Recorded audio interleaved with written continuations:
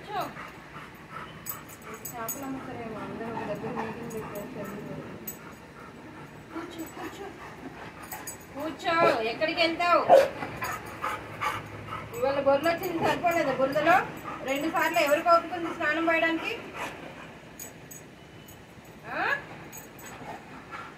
చెంప మీద కొట్టినంటే చెంప వేడిపోతుంది మళ్ళీ అనుకుంటాను. ఏ నకరాలు అయితేనే